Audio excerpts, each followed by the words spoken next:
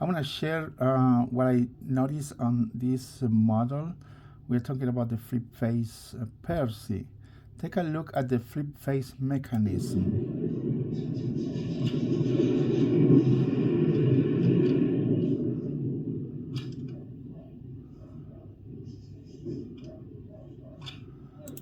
Both tabs or the little switches needs to be adjusted and move it forward in order to make it work.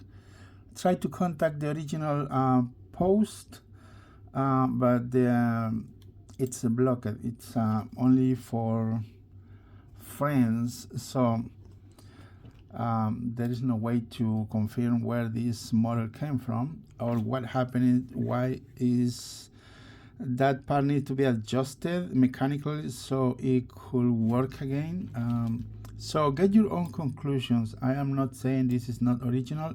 I am not saying this is a high-end custom build, but there are several factors that I'm checking and I'm looking at. It's very interesting. So we learn as we get more details or more images or more posts about this model. Again, take a look at the tabs. He adjusts the tab in order to make the flip function work. And he's trying to adjust that tab, but it's the other one. Again.